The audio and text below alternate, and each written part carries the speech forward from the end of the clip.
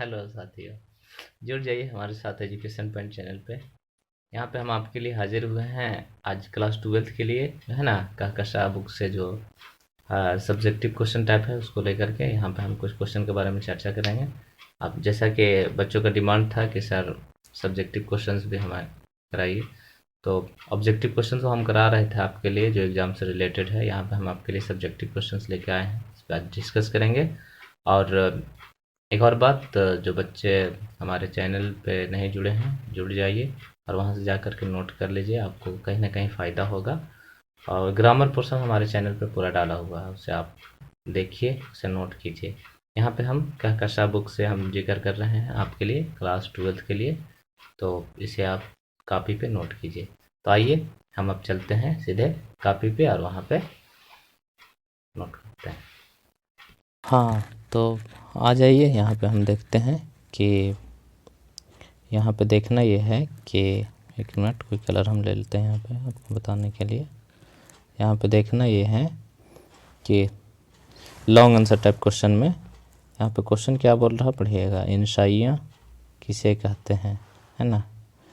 तो इंशाइयाँ किसे कहते हैं, यानी इंशाइयाँ मजमून की एक बदली हुई शक्ल है ना। ये इसे मजमून नहीं कह सकते हैं, मजमून की तरह ही है ना, लेकिन मजमून की एक किस्म ज़रूर है, इसे हम मजमून नहीं कह सकते हैं। यहाँ इंशाइयाँ मजमून की एक बदली हुई शक्ल है।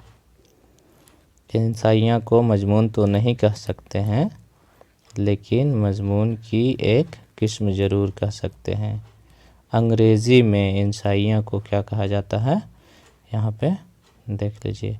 अंग्रेज़ी में इंशाइयाँ को ऐसे कहा जाता है, ऐसे जो होता है ना वही है, यहाँ पे इसको ऐसे कहा जाता है इंशाइयाँ को। आगे की ओर बढ़ते हैं, इसको आप नोट कर लीजिएगा ना वीडियो पॉज करके। आगे यहाँ पे हम दूसरा कलर ले लेते हैं, यहाँ पे हम आपके लिए ले रहे हैं रेड कलर।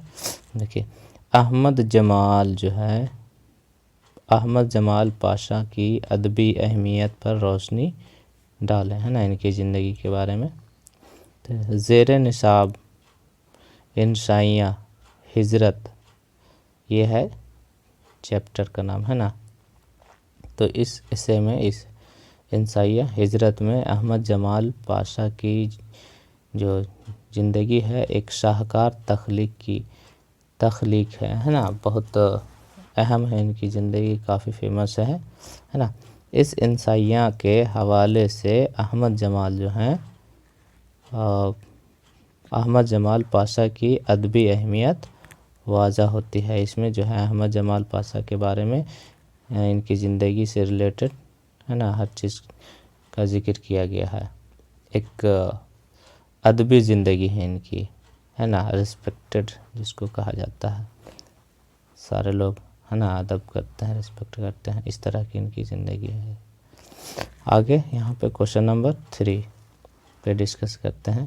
क्वेश्चन नंबर 3 जो है, जैसा कि आप स्क्रीन पे देख पा रहे हैं, तो यहाँ पे क्वेश्चन नंबर 3 में ये बोल रहा है कि मुबारक जो है वो मुल्क सादिक से किस मकसद के तहत मिलने गया, यानी कौन से मकसद के तहत मिलने गया था मुबारक।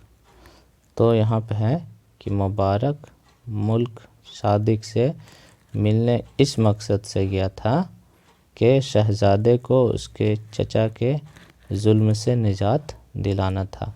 हुआ ये था कि उनके जो चचा थे वो उनके पिताजी के, शहज़ादे के पिताजी के जो है ना मुल्क अपने कब्ज़े में ले लिए थे, है ना। तो और उनके जो भतीजे उन पे ज़्यादा वो जुल्म करते थे, है ना। तो वो जो है मुबारक वो मुल्क गए थे, किस लिए, चचा के जुल्म से बचाने के लिए। यही है इसका कहानी। आगे जो है हम फिर जल्द ही आपके लिए लेके आएंगे। जब तक हमारे चैनल पे बने रहें और इसे रिवीजन करते रहें। ये क्लास 12th का कहकशां बुक से है, ठीक है। फिर मिलते हैं।